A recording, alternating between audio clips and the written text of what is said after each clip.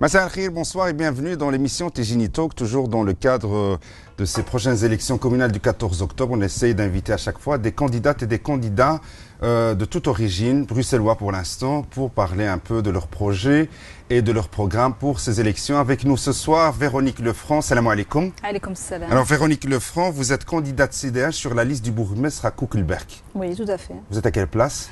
15e position. Et j'ai appris que vous parlez l'arabe, malgré le nom Véronique Lefranc.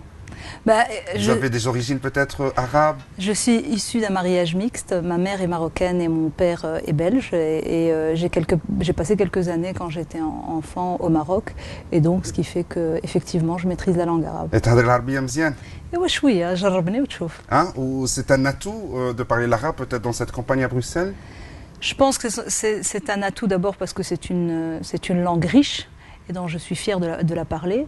C'est un atout dans ma vie de tous les jours, pas seulement qu'en campagne, parce que ça me permet aussi de faire tomber certaines barrières et de pouvoir vraiment communiquer avec une communauté. Et donc oui, effectivement, c'est très agréable de pouvoir la parler tous les jours, pas seulement qu'en campagne électorale. C'est riche dans une Bruxelles multiculturelle, comme on dit. Oui, tout à fait. Alors je dis ça parce que vous travaillez pour Joël Milquet, la vice-première ministre, ministre de l'Intérieur, et qui est chargée de l'égalité des chances. Donc, et vous avez aussi travaillé sur ce dossier de l'égalité des chances, et c'est peut-être un atout pour vous de parler peut-être différentes langues, de côtoyer différentes populations de la région de Bruxelles-Capitale.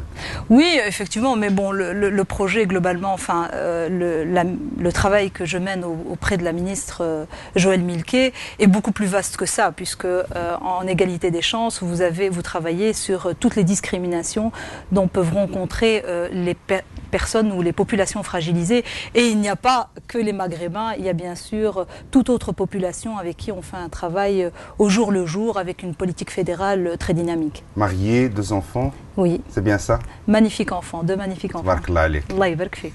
Alors, on va peut-être attaquer votre programme pour Koekelberg. Donc déjà, vous vous présentez pour la 2e fois. Vous êtes une conseillère communale sortante, c'est-à-dire que vous étiez déjà conseillère communale.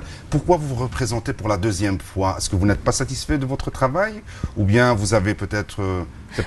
Bien au contraire, c'est parce que je suis satisfaite, du bilan que la majorité a pu amener pendant cette législature, mais aussi parce que c'est une continuité dans un parcours politique de pouvoir se réinvestir, se présenter dans les élections. Pour moi, c'était une évidence de pouvoir mener encore une politique tout aussi dynamique pour la prochaine législature.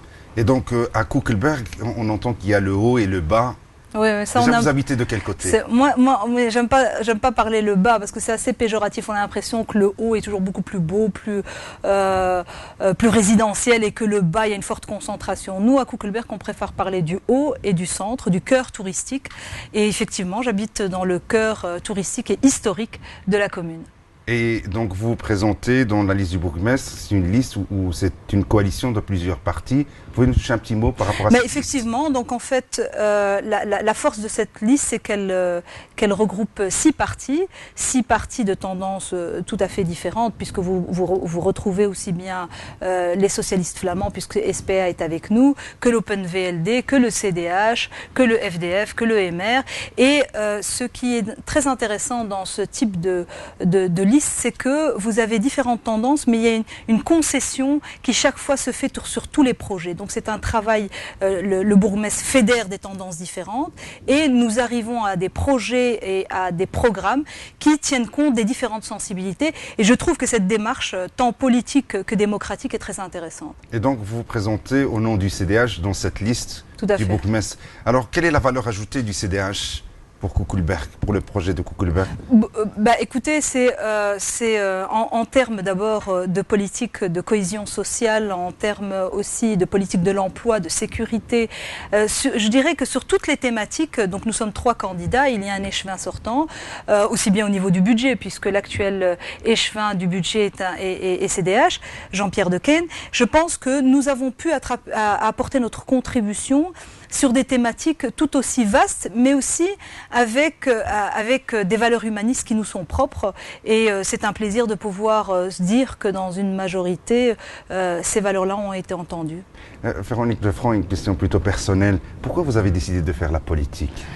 Alors, parce que moi, je rencontre beaucoup de candidats, on parle ici d'origine maghrébine, vous êtes d'origine mixte, mais je vois cet enthousiasme de certaines personnes de faire de la politique et j'essaie de cerner un petit peu les motivations des uns et des autres. Quelles sont les vôtres? Ben, écoutez, moi de toute façon, il y a, je pense, 12 ans, je ne m'orientais pas du tout vers la politique et c'est parce que j'ai eu une implication dans le monde associatif beaucoup plus importante parce que je me suis dit que c'est là que les choses concrètement bougeaient et j'ai beaucoup travaillé dans le mouvement féministe. Et je me suis aperçue que là, comment dire, on prend conscience qu'il y a des réalités que certaines personnes vivent et il va falloir pouvoir les porter à un autre niveau. Et le déclic est venu à 2 ou 3 injustices que j'ai rencontrées où je me suis dit qu'il est fondamental d'aller de l'autre côté, de voir de là où se décident, où se prennent les décisions, de pouvoir participer au débat, apporter aussi les réalités du terrain. Et c'est comme ça, au fur et à mesure, je me suis engagée en politique. Alors, pour une formation politique qui met la famille à la tête de ses préoccupations, est-ce que pour vous, c'est conciliable de faire la politique et de s'occuper de sa famille aussi? Bien sûr, c'est tout à fait conciliable. Je pense que dans la vie, nous avons plusieurs motivations et nous avons plusieurs priorités et intérêts.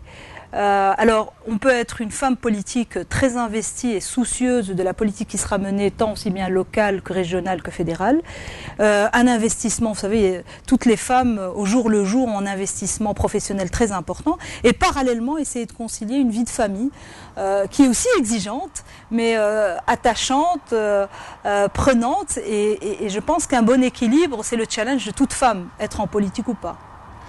Je vais revenir à la commune de Koekelberg. Si demain vous êtes encore réélu, peut-être même échevine, pourquoi pas, est-ce que vous avez un projet particulier pour votre commune que vous voulez mener personnellement? Vous dites ça, c'est ma préoccupation, celle de Véronique Lefranc. Alors moi, c'est une commune dont je suis extrêmement attachée. C'est une petite commune, c'est une commune d'à peu près 1 km². Donc dans cette grande périphérie bruxelloise, parfois on la sous-estime, mais c'est une petite commune avec laquelle nous avons de grandes ambitions. Je pense que d'abord il y a une réalité démographique. Koekelberg, à l'instar de la société, est en réel changement. Il va falloir répondre à ce changement démographique, ça c'est une réalité de toutes les communes. Mais aussi un changement de la composition de sa population, avec plus de diversité, avec une jeunesse qui est là, qui veut être accompagnée dans un projet. Et puis il y a aussi tous les seniors où il faut pouvoir y répondre par aussi une politique dynamique. Donc je pense que le projet du CDH à Koekelberg se résume à plus de sécurité parce que c'est une demande. Aujourd'hui, avant de venir à votre émission, j'ai fait du porte-à-porte comme toute candidate et je rencontre la première préoccupation des habitants, c'est toujours la sécurité s'il vous plaît. Il faut savoir qu'à Koekelberg, en l'espace de 6 ans, nous avons doublé l'effectif des gardiens de la paix. Donc, il y a du concret parce que nous sommes dans une équipe dynamique, une équipe qui a su travailler, qui a relevé dans un sérieux politique.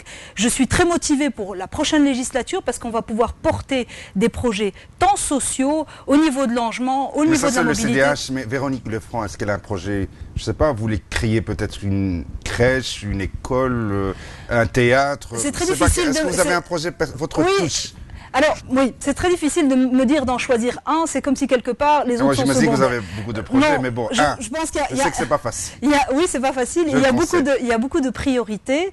Mais je vous dirais que, essentiellement, pour moi, ça va être au niveau de la jeunesse. Au niveau de la jeunesse, où il va falloir porter un projet pour lutter, contre le décrochage scolaire, permettre un accueil beaucoup plus important pour la petite enfance, et un renforcement de tout le travail fantastique déjà que fait le groupe de prévention, et puis surtout impulser un dialogue direct avec les jeunes de cette commune et surtout les adolescents. Je pense que c'est fondamental, c'est notre avenir, et il va falloir vraiment pouvoir leur porter aussi bien un accompagnement à l'emploi qu'au niveau de la scolarité. Véronique Lefranc, moi j'ai reçu beaucoup de candidats, à chaque fois on me dit, vous savez, la campagne électorale, c'est pas quelque chose de facile, c'est très fatigant. Mais j'imagine que pour une femme, c'est encore plus fatigant, plus dur.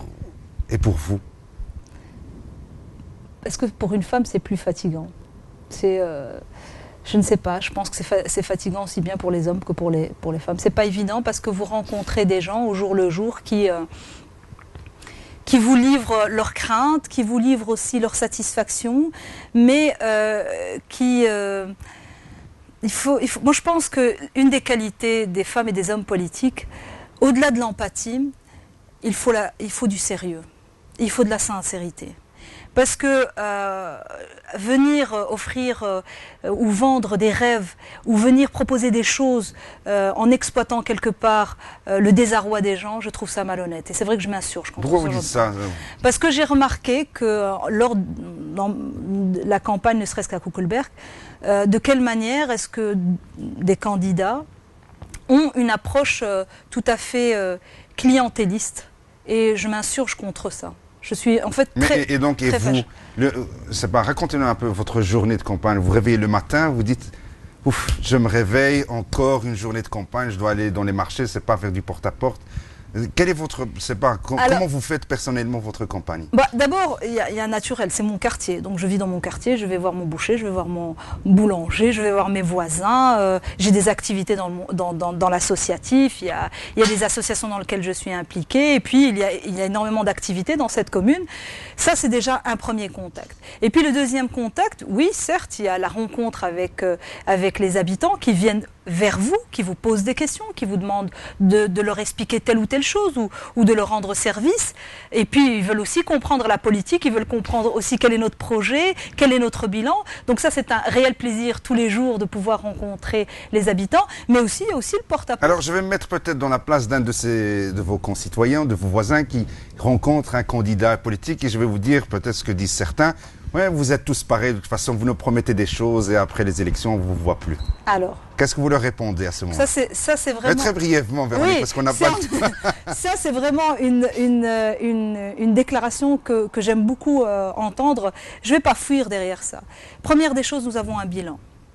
Nous avons un bilan 6 ans de législature. 6 ans de législature où nous avons des réalisations concrètes que vous pouvez voir sur le jour. Vous avez parlé du cœur et vous avez parlé du haut de la commune. Eh ben, le cœur de la commune, sachez que les 6 dernières années, c'est là où il y a eu le plus d'investissements. Pour la rénovation... Le cœur de la commune, c'est là où il y a la maison communale. C'est ça, c'est ce que... Ou le quartier de manière... Voilà, le quartier. Et donc il y a eu des rénovations qui ont été effectuées, des nouveaux parcs, des espaces qui ont été créés. Il est bon de vivre. Je vous invite à venir dans notre commune. Il est bon de vivre et de voir de quelle manière nous avons pu créer des endroits où il y a une convivialité, où il y a une envie, lorsqu'il y a un petit brin de soleil, de descendre au parc, d'aller faire des activités. Il y a le parc Victoria, un centre sportif où il y a plein d'activités qui sont proposées. Nous avons le parc beaucoup plus bas à la place Van Uffel qui a été complètement transformé. Donc c'est une réalisation. Certes, il y a ça. Il y a aussi nos chiffres.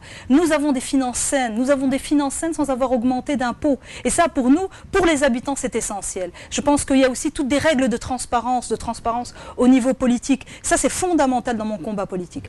Et puis, il y a, en termes de sécurité, on parle de sécurité, c'est une préoccupation, une des premières préoccupations des habitants. Nous avons doublé le nombre de gardiens de la paix de 21 à 42 pour que les Koekelbergeois puissent s'approprier leur rue, s'approprier leur quartier. Donc, c'est Véronique Lefranc qui se présente sur la liste du bourgmestre. Mais attendez, j'ai encore un autre projet. J'ai un petit coup de cœur que je voudrais rajouter. Un petit coup de cœur. Alors deux. Le premier, très brièvement. Le premier, c'est à partir de l'année prochaine, nous aurons un festival international ou un festival des cultures et des saveurs. Pour moi, c'est fondamental pour une commune où il y a une forte concentration de personnes d'origine étrangère. Deuxième coup de cœur. Et deuxième coup de cœur, et c'est en fait à partir de l'année prochaine, nous aurons un plan de lutte contre la violence conjugale. Je pense que c'est essentiel. Il y a énormément de femmes qui sont dans une spirale et il va falloir leur tendre la main. Et puis aussi de lutte contre les discriminations et ça c'est fondamental. C'était Véronique Lefranc, candidate CDH sur la liste du bourgmestre à Koekelberg, liste numéro 2 et vous êtes combien sur la liste? 15e. Merci Véronique Lefranc, à bientôt. Assalama et à bientôt dans une autre émission de Talk avec d'autres candidats.